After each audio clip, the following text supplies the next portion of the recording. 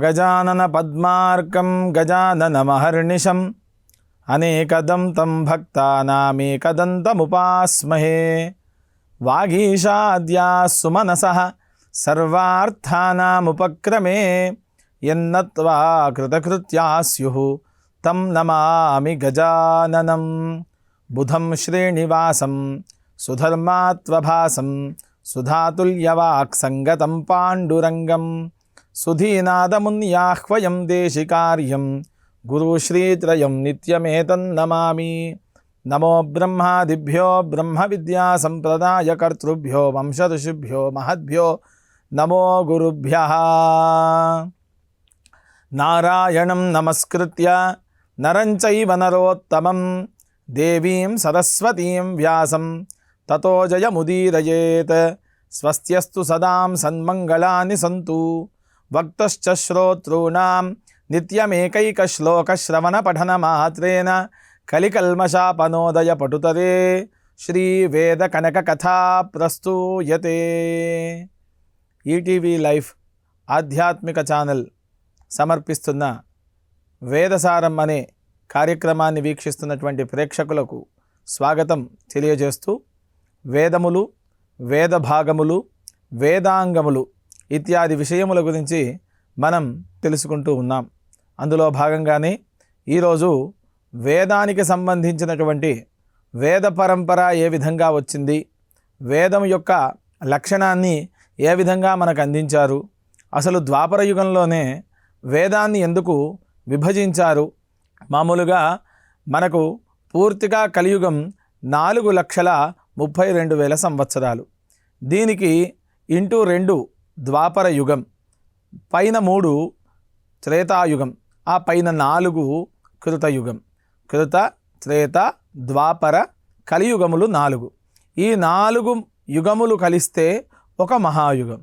ఇలాంటి మహాయుగములు ఒక మన్వంతరంతు దివ్యానాం యుగానాం ఏకసప్తతి అని మనకు పురాణ వాక్యం. ఇలాంటివి 71 మహాయుగాలు కలిస్తే బ్రహ్మదేవుడికి ఒక పగలు, మళ్ళీ 71 మహాయుగం గడిస్తే బ్రహ్మదేవుడికి ఒక రాత్రి అని మనకు శాస్త్రం చెబుతూ ఉంది. అదేవిధంగా మరి ఈ పగలు రాత్రి అనేటువంటి విషయంలో ఈ వేదాలకు సంబంధం ఏమిటి అనే ప్రశ్న మనం వేసుకోవచ్చు.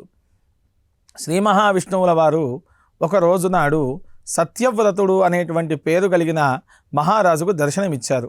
వారు ఏ విధంగా ఇచ్చారు అని అంటే, సత్యవ్రత మహారాజు గారు ప్రతిరోజు కూడా మాతాపితరులను సేవించేటువంటి వారు, ప్రజలను కన్నబిడ్డల వలె చూసుకుంటూ ఉండేటువంటి వారు.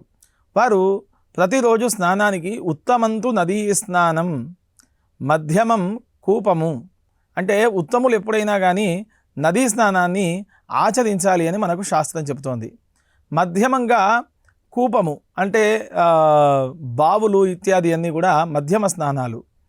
భాండ స్నానం అనేటువంటిది అధమంగా చెప్పబడుతూ ఉంది. అనగా ప్రతిరోజు కూడా నదీ పరివాహక ప్రాంతానికి, అంటే మన చుట్టుపక్కల ఉండేటువంటి గ్రామాల్లో వాగులు ఖచ్చితంగా ఉండేటివి. ఆ వాగులకు కానీ సరస్సులకు కానీ నదీ పరివాహక ప్రాంతాలకు వెళ్ళి ఖచ్చితంగా స్నానం చేసేటువంటి వారు పెద్దవాళ్ళందరూ కూడా, లేదా చెరువులకైనా తటాకానికైనా వెళ్ళి సంధ్యావందనాది కార్యాలన్నీ కూడా ఆచరించేటువంటి వాళ్ళు. ఆ విధంగా సత్యవ్రత మహారాజు గారు కృతమాల అనేటువంటి నదికి వెళ్ళి స్నానం చేసి మంత్రస్నానాన్ని ఆచరించి సంధ్యావందనం చేసుకుంటూ ఉండేటువంటి వారు. ఒకానొక రోజునారు వారు సంధ్యావందనం చేస్తూ అర్ఘ్యప్రదానాన్ని విడిచిపెడుతూ ఉన్నారు. కాలము అతిక్రమణం అయిపోయింది. అనగా సంధ్యావందనంలో అర్ఘ్యప్రదానం విడిచేటువంటి సమయం సూర్యోదయాత్ పూర్వం. ఆ సూర్యోదయానికల్లా మనం అర్ఘ్యప్రదానాన్ని విడవాలి. అలా అర్ఘ్యప్రదానానికి సమయం దాటిపోయింది అని చెప్పేసి కాలాతిక్రమణ దోష పరిహారార్థం చతుర్థార్ఘ్యం కరిష్యే అని సంకల్పం చేసి తాను అర్ఘ్యప్రదానాన్ని విడిచిపెట్టినారు సత్యవ్రత మహారాజు గారు. ఈ విధంగా అర్ఘ్యప్రదానాన్ని విడిచిపెట్టే సమయంలో చేతిలో నీళ్లు తీసుకుంటే ఆ నీళ్లల్లో ఒక చేప కనిపించింది. అది చూడడానికి చాలా చక్కగా ఉంది. ఆ చేపను చూసి చాలా అద్భుతంగా ఉన్నదే అని చెప్పేసి మైమరచిపోతూ ఆ చేపను చూస్తూ ఉండిపోయినాడు. చేప ఆ రాజుగారిని చూస్తూ అంటోంది, ఏమి రాజా, నన్ను నదిలో విడిచిపెడతావా? నదిలో విడిచిపెట్టి ఈ యొక్క పెద్ద చేపలకు ఆహారంగా వేస్తావా అని చెప్పేసి ఆ చేప రాజుగారిని అడిగింది. రాజుగారిని అడగగానే రాజుగారు ఆశ్చర్యపోయినారు. వారి వెంట తీసుకొని వచ్చినటువంటి కమండలంలో ఆ చేపను కమండలంలో వేసేసి అక్కడి నుంచి ఆ కమండలాన్ని ఇంటికి తీసుకొని వెళ్ళిపోయినాడు. ఇంట్లోకి వెళ్ళిన తర్వాత స్నానం అయిపోయింది, సంధ్యావందనం అయిపోయింది. ఆ తర్వాత దేవత అర్చన, స్నానం, సంధ్య, జపోహోమో, దేవతానాంచ పూజనం, ఆతిథ్యం వైశ్వదేవాంచ షట్కర్మాణి దినే దినే.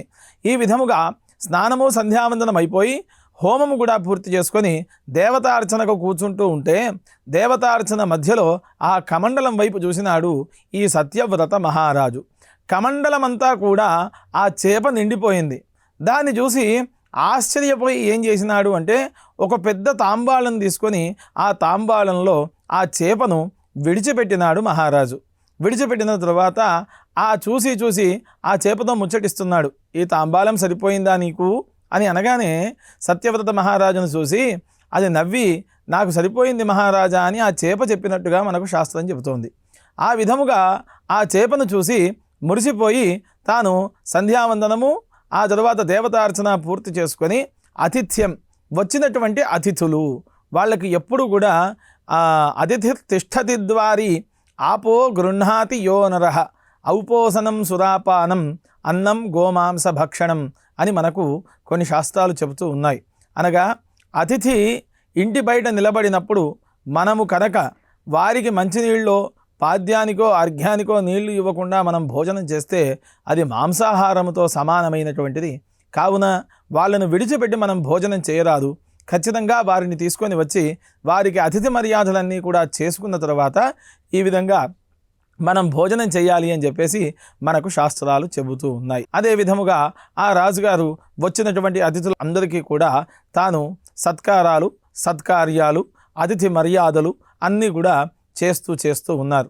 ఈ విధంగా చేస్తున్నటువంటి సమయంలో మళ్ళీ ఒకసారి మాధ్యాహ్నిక సంధ్యా సమయం అవుతోంది.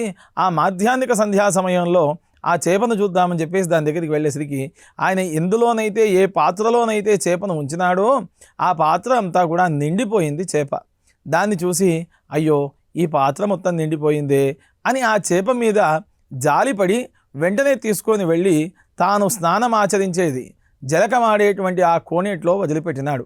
కోనేరంతా నిండిపోయింది చేప.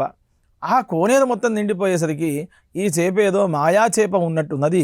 కాబట్టి దీన్ని తీసుకొని వెళ్ళి మనం ఏ నది నుంచి అయితే తీసుకొని వచ్చినామో ఆ నదిలో వేయమని భటులను ఆజ్ఞాపిస్తాను అని మనసులో సంకల్పం చేస్తూ ఉంటే అప్పుడు ఆ చేప అంటుంది, మళ్ళీ పెద్ద చేపలకు నన్ను ఆహారంగా వేస్తావా మహారాజా అని దీనంగా అడిగేసరికి అయ్యో నేను అలా నిన్నెందుకు వేస్తాను, ఇంతకు నీవెవరు అనేటువంటి మతి గుర్తుకు వచ్చి నేను చేప నాతో మాట్లాడడం ఏమిటి అనేటువంటి ఆశ్చర్యానికి లోనైనాడు ఈ యొక్క సత్యవ్రత మహారాజు. లోనైన తర్వాత అక్కడ చూస్తూ ఉన్నాడు ఆ చేపని. ఇంతకు నీవెవరు అని అడిగితే పరమాత్మ అయినటువంటి సాక్షాత్ శ్రీ మహావిష్ణువుని నేను అని చెప్పేసి ఆ చేపలో నుండి శంఖము చక్రము ధరించి ఉన్నటువంటి వాడై సాక్షాత్ శ్రీమన్నారాయణమూర్తి దర్శనం సత్యవ్రత మహారాజుకు కలిగింది. దానితో ఆ యొక్క సత్యవ్రత మహారాజు విష్ణుమూర్తిని చూసి సాష్టాంగ నమస్కారం చేసి నా జీవితం ధన్యమైపోయింది అనేటువంటి ఉద్దేశాన్ని తాను తెలియచేసి కళ్ళపండి ఆనంద బాష్పాలను కార్చినాడు. తర్వాత అప్పుడు ఆ మత్స్య రూపంలో ఉండేటువంటి శ్రీ మహావిష్ణువు ఈ విధంగా చెబుతున్నాడు. ఏమని అంటే, రాజా ఈరోజు రాత్రికి మహాయుగం పరిసమాప్తమై మళ్ళీ కృతయుగం ప్రారంభం అవ్వబోతోంది. కావున ప్రళయం రాబోతోంది. ఈ ప్రళయంలో మొత్తము కూడా నీళ్లతో నిండిపోయి అతలాకుతలమైపోతుంది భూమండలం అంతా కూడా అని చెప్పినాడు. దానికి బాధపడినాడు. నీవు బాధపడకు, ఒక బంగారు నావ ప్రళయంలో పుట్టుకొని వస్తుంది. ఆ నావలో నీవు ఋషులను, ఓషధులను, అదే విధముగా వేదానికి సంబంధించినటువంటి తాళపత్ర నిధులను నీవు ఆ పడవలో ఉంచి వాటిని భద్రపరచాల్సినటువంటి ఆవశ్యకత, బాధ్యత నీపైన వేస్తున్నాను అని చెప్పేసి శ్రీ మహావిష్ణువుల వారు ఆయనకు సెలవిచ్చినారు. సెలవివ్వగానే సంతోషపడినటువంటి వాడై ఆ రాత్రి ప్రళయ వేళాకాలంలో ఒక బంగారు నావ ఆ ప్రళయం నుండి పుట్టుకొని వచ్చింది. పుట్టుకొని రాగానే ఆ నావలో ఎక్కి కూర్చున్నారు.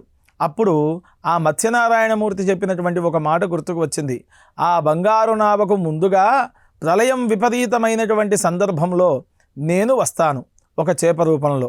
నీకు కనిపించినప్పుడు నా నోటికి ఆ యొక్క పగ్గాన్ని, అంటే ఏదైతే ఆ నావ ఉంటుందో నావకు ఉండేటువంటి తాడుని నా నోటికి బంధించమని చెప్పినాడు. దానికి సరేనని చెప్పేసి సత్యవ్రత మహారాజు ప్రళయవేళా కాలంలో వచ్చినటువంటి నావలో ఋషులను, మునులను, ఓషధులను, అదేవిధముగా వేదానికి సంబంధించినటువంటి తాళపత్ర నిధులను అన్నింటినీ కూడా పెట్టుకొని అందులో కూర్చొని ఉండగా ఒక మత్స్యమూర్తి ఆవిర్భావం జరిగింది. ఆ మత్స్యమూర్తికి పగ్గము వేసి ఆ వేదాలను, ఋషులను, మునులను కాపాడినాడు అని చెప్పేసి ఆ సత్యవ్రత మహారాజు గారు చెప్పినారు. ఆ ఋషులను, మునులను, ఓషధులను కాపాడిన తర్వాత మత్స్యనారాయణమూర్తి నీకు మంచి యుగములో నిన్ను మన్వంతరానికి మనువును చేస్తాను అని చెప్పేసి సత్యవ్రతునికి అభయము ఇచ్చినాడు. ఈ విధముగా వేదాలన్నీ కాపాడబడ్డాయి. ఈ రోజుటికి వేదం పుట్టుక ఎక్కడ జరిగింది అనేటువంటి విషయం ఎవ్వరికి కూడా తెలియదు. వేదమంతా కూడా శృతి రూపం, అనగా ధ్వనిలో మాత్రమే వచ్చినది. ఆ ధ్వని ఎక్కడి నుంచి వచ్చినది అంటే శివుడి యొక్క కమండలం ద్వారా శబ్ద తరంగాల రూపంలో వచ్చినది అని మనకు పెద్దలు చెప్పినారు. ఈ విధముగా వేదాధ్యయనాన్ని, వేద అధ్యాపనని, వేద యజనాన్ని, వేద యజ్ఞాన్ని ఏ విధంగా చేయాలి అనేటువంటి విషయాలన్నీ కూడా మనకు గొప్ప గ్రంథాలు ఒక్కానించి చెబుతున్నాయి. వేదమంతా కూడా ఒకే రాశిగా ఉంది, అందుకని దానిని వేదము అని అన్నారు. వేదము 4 భాగాలుగా విభజించినారు. మొదలుగా ఋగ్వేదం, యజుర్వేదం, సామవేదం, అథర్వవేదంగా ఈ 4 వేదాలను విభజించి ఒక్కొక్క మన్వంతరంలో, ఒక్కొక్క ద్వాపర యుగంలో ఒక్కొక్క వ్యాసుడు పుట్టుకొని వస్తాడు. ఆయనే ఈ ద్వాపర యుగానికి సంబంధించి కృష్ణద్వైపాయనుడు అనేటువంటి పేరు కలిగినటువంటి వ్యాసుడు. ఇంతకు పూర్వము కూడా అనేకమైనటువంటి వ్యాసస్థానాన్ని అధిరోహించినటువంటి వ్యాస మహాత్ములు ఎంతోమంది ఉన్నారు. వారినే వ్యాసపీఠాధిపతి అని అంటారు. ఆ విధముగా వ్యాసుల వారు ఈ రోజుటికి మనకు గురు పౌర్ణిమ వచ్చినది అంటే వ్యాస పూజ చేస్తాం. వ్యాసుడు ఎవరు అనేటువంటి శబ్దము, ఆ వ్యాస శబ్దము ఎవరు అని మనం ప్రశ్న వేసుకుంటే వ్యాసాయ విష్ణురూపాయ వ్యాసరూపాయ విష్ణవే నమో వై బ్రహ్మనిధయే వాసిష్ఠాయ నమో నమః. సాక్షాత్ శ్రీమన్నారాయణమూర్తి శ్రీ మహావిష్ణువుల వారే వ్యాస భగవానులు అని చెబుతున్నారు. ఈ వ్యాసుడు అందించినటువంటివి 18 పురాణాలు. అవి ఏమి పురాణాలు? మద్వయం మార్కండేయ పురాణం, మత్స్య పురాణం, భద్వయం భాగవత మహాపురాణం, ఆ విధంగా బ్రహ్మ పురాణం, బ్రహ్మ వైవర్త పురాణం, బ్రహ్మాండ పురాణం, వరాహ పురాణం, లింగ పురాణం, కూర్మ పురాణం, స్కాంద పురాణం, విష్ణు ధర్మోత్తర పురాణం అని అనేక విధాలుగా మనకు 18 పురాణాలు. 18 పురాణాలకు 18 ఔపపురాణాలు, ఔపపురాణాలకు ఒక్కొక్క భాగాలుగా 22 ఔపపురాణాలు మళ్ళీ ఇచ్చినారు. పురాణము, ఉపపురాణము, ఔపపురాణము అంటూ పూర్తిగా 108 మహాపురాణాలను మనకు వ్యాసుల వారు అందించినారు. ఈ వ్యాసస్థానం నైమిషారణ్య క్షేత్రములో ఉన్నట్టు మనకు పూర్తిగా గ్రంథాలన్నీ కూడా తెలియజేస్తూ ఉన్నాయి. మనకు 10 దట్టమైనటువంటి అరణ్యాలు ఉన్నాయి. అందులో ఏమేమిటివి అవి అంటే దండకారణ్యం, వింధ్యకారణ్యం, చంపకారణ్యం, బదరికారణ్యం, నైమిషారణ్యం, నహుషారణ్యం, గుహారణ్యం, దేవదారుకారణ్యం, ద్వైతారణ్యం, శ్వేతారణ్యం అనేటువంటి 10 దట్టమైనటువంటి అడవులు ఉన్నాయి. ఆ అడవులు, వాటికి సంబంధించినటువంటి ప్రాంతాలు, అక్కడ జరిగినటువంటి యజ్ఞయాగాది క్రతువులు, అదే విధముగా యుద్ధములు, వాటికి ప్రేరేపణతో చేసినటువంటి అనేకమైనటువంటి సత్కర్మలకు ఉదాహరణంగా నిలిచినటువంటి అనేకమైనటువంటి అరణ్యాలు. ఆ అరణ్యాలన్నీ కూడా 10 విధాలుగా ఈ విధముగా విభజించబడ్డాయి అని చెప్పినారు. అదే విధముగా రాజ్యములు అంగం, వంగ, కళింగ, కాశ్మీర, కాంభోజ, కామరూప, సౌవీర, సౌరాష్ట్ర, మహారాష్ట్ర, మగధ, మాళవ, నేపాల, కేరళ, చోళ, పాంచాల, గౌళ, మలయాళ, సింహళ, ద్రవిడ, ద్రావిడ, కర్ణాటనాట, కర్వాట, మరాఠ, పానాట, నాట, పాండ్య, పులీంధ్రాంధ్ర, ఊన, దశారణ, భోజ, కుక్కురు, కురు, గాంధార, విదర్భ, విదేహ, బాహ్లిక, బర్బర కేకయ కోసల కుంతల కిరాతక శూరసేన సేవన టెంకణ కొంకణ మత్స్యమద్ర పార్శ్వన గూర్జన యావన జ్వాలాంధ్ర సాల్వచ్ఛేది సింధువంత్యాద్యనేక విశేష దేశ భాష భూమిపాల విచిత్రితే అని మనకు మహాసంకల్పం చెప్తోంది. ఇన్ని రాజ్యములు, అనేకమైనటువంటి భాషలు, ఎన్నో నదులు, ఆ నదులలో ఉండేటువంటి అనేకమైనటువంటి జలచరాలు. ఈ నదులు ఏ విధంగా ఉంటాయి అంటే ఓంకార వర్తనం యా యజురమల జల సామ గంభీర ఘోష ఋగ్వేదాథర్వకూల క్రమ పద పులినన్యాయ శాస్త్రోత్తరంగా అంగగ్రాహ వనద్ధాః శతపథగమనాః బ్రహ్మ విద్యార్ణవాంత విద్వద్వాగ్జాహ్నవీయం క్షపయతు దురితం సర్వదా సర్వదానః. అనేకమైనటువంటి నదీ నదములు మన కర్మభూమి యందు భోగభూమి యందు ప్రవహిస్తూ ఉన్నాయి. మరి ఆ నదుల పేర్లు ఏమిటి అని మనం ప్రశ్న వేసుకోవాలి. భాగీరథి, గౌతమి, నర్మద, యమున, సరస్వతి, కృష్ణవేణి, బహుధా, భీమరతి, కావేరి, కృతమాల, తామ్రపర్ణి, విశోక, కౌశికి, గండకి, విచిత్రిక, వసిష్ఠ, ప్రవర, కాశ్యపి, సరయు, సర్వపాప, కుషావతి, ఫల్గుని, కరతోయ, పుణ్యత, ప్రణీత అనేటువంటివి మహానదులు. ఈ మహానదులకు ఉపనదులు, ఔపనదులు, పిల్ల కాలువలు ఎన్నో ఉన్నాయి. అవన్నీ విడిచిపెట్టగా ఈ గొప్పనైనటువంటి నదులన్నీ కూడా, ఇంత పెద్ద నదులన్నీ కూడా ఈ విధంగా ఉన్నాయి. వీటిని మహానదులు అని వ్యవహార భాషలో మాట్లాడుతూ చెబుతూ ఉంటారు. ఆ విధముగా ఈ వేదం ఎలా ఉంది అంటే, గంగ ఏ విధంగా సుడులు తిరుగుతూ పోతూ ఉంటుందో వేదమంతా కూడా ఆ రకంగా ఉంటుంది. అది ఓంకారం అనేటువంటి శబ్దము ద్వారా పుట్టినది. ఓంకారం అనేటువంటిది ఏ విధంగా వచ్చింది? అకార ఉకార మకార ఇతి అని మనకు అథర్వ శీర్షోపనిషత్తు చెబుతోంది. అకారము ఉకారము మకారము కలిసినటువంటి ఒక గొప్ప శబ్దమే ప్రణవమవుతోంది. దాన్నే మనం ఓంకారము అని చెబుతూ ఉన్నాం. ఓంకారం అనేటువంటి శబ్దం మనకు ప్రణవం అవుతోంది, వేదానికి ప్రథమం అవుతోంది. అందుకని వేదం ప్రారంభమయ్యేప్పుడు సాక్షాత్ శ్రీమన్నారాయణమూర్తే మనకు వేదాలను అందించినాడు. కాబట్టి హరి ఓం అనే శబ్దంతో వేదం ప్రారంభమవుతోంది. మరి వేదానికి అధ్యయనానికి ముందు ఏమి చెయ్యాలి అని అంటే వస్త్రధారణ ముఖ్యము అని చెబుతున్నారు. ఆ వస్త్రము ఏ విధంగా కట్టుకోవాలి అనేటువంటి విషయం. దగ్ధం జీర్ణంచ మలినం మూషికోపహతం తథా ఖాదితం గోమహిష్యాద్యైః స్తత్యాజ్యం సర్వకర్మసు. అనగా దగ్ధం కాలినటువంటిది, జీర్ణంచ అంటే చినిగిపోయినటువంటిది, మలినం అనగా ఈరోజు కట్టుకున్నటువంటిది ఇంకో కర్మకు కట్టుకోకూడదు. మలినం మూషికోపహతం తథా ఎలుకలు కొట్టినటువంటిది, ఖాదితం గోమహిష్యాద్యైః గోవులు, ఎద్దులు లేక దున్నలు, గేదెలు లాంటివి ఆ వస్త్రాలను కొరికినట్టయితే ఆ వస్త్రములు మనకు సర్వకార్యాలకు పనికిరావు అని చెబుతున్నారు. కావున ఇటువంటి వస్త్రాలు కట్టుకోకుండా చక్కగా పంచకచ్చ సమాయుక్తం చతురగ్రోపగూహితం వస్త్రం ద్విజాతిభిర్ధార్యం జాన్వచ్ఛాదన సంయుతం. పంచకచ్చము అని అంటారు. అనగా విధానములో పంచలు కట్టుకునేటువంటి విధానం ఒకటి ఉంది. బ్రహ్మచారి గోచి పెట్టి కట్టకూడదు, గృహస్థు గోచి పెట్టకుండా కట్టకూడదు. మరి పంచను ఏ విధంగా కట్టాలి అని అంటే నాభౌ పృష్ఠే పార్శ్వయోశ్చ వామకుక్షౌ క్రమాద్విజ కచ్ఛానాం పంచకం జ్ఞేయం కర్మకాలే సదా బుధైః. చక్కగా 5 భాగాలుగా కట్టాలి. నడుముకు అటుపక్క ఇటుపక్క 2 ముళ్ళు, తర్వాత పృష్ఠము వెనకకు 1 భాగం, ముందుకు 2 భాగాలు. ఇవన్నీ కలిస్తే దీనిని పంచకచ్చము అని అంటారు. కచ్ఛానాం పంచకంచైవ.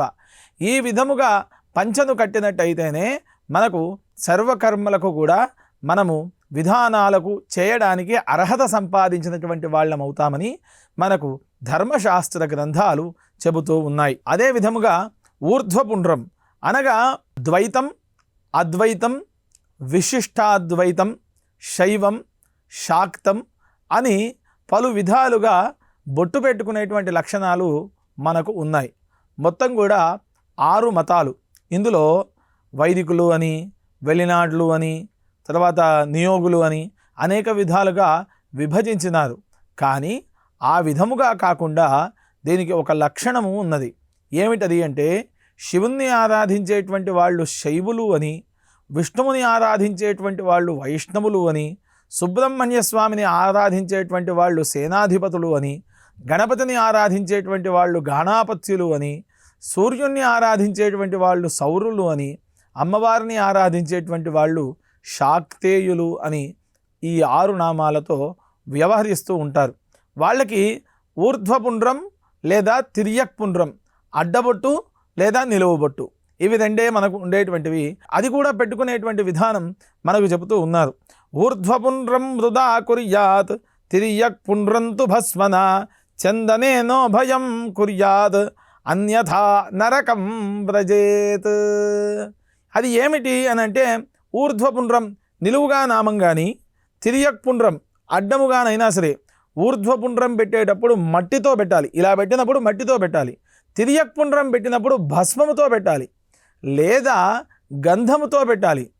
కానీ ఇంకొక దానితో కనుక మనం ఈ విధముగా భస్మంతో నిలువు పెట్టి మృత్తికతో అడ్డము పెట్టినా, ఇంకా కుంకుమ పసుపు ఇలాంటి వాటితో దేంతో పెట్టినా కానీ అన్యథా నరకం వ్రజేద్.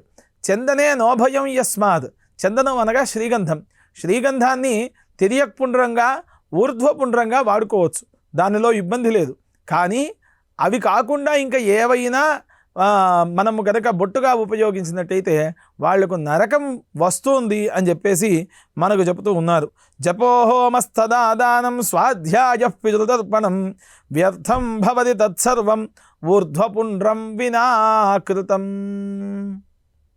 ఖచ్చితంగా జపము కానీ హోమం కానీ అధ్యయనం కానీ చేసేటప్పుడు ఖచ్చితంగా బొట్టు పెట్టుకొని చేయాలి.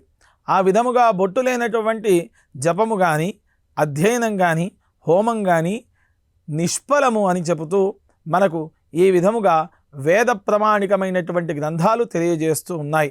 అదే విధముగా మనకు ఈరోజు వ్యాస పరంపర, దేశములు, అరణ్యములు, గొప్ప గొప్పనైనటువంటి వేదాన్ని రక్షించినటువంటి గొప్ప మహాత్మ అయినటువంటి సత్యవ్రత మహారాజు వృత్తాంతమంతా కూడా తెలుసుకుందాం. ఇలాంటివే ఇంకా కొన్ని ముందు భాగంలో తెలుసుకుంటూ తెలియజేస్తూ వేదసారం అనేటువంటి కార్యక్రమాన్ని మనం కొనసాగిస్తూ వీక్షిస్తూ ఉందాం. స్వస్తి ప్రజాభ్య పరిపాలయంతాం న్యాయేన మార్గేణ మహిం మహిషాః గోబ్రాహ్మణేభ్య శుభమస్తు నిత్యం. లోకాః సమస్తాః సుఖినో భవంతు. స్వస్తి.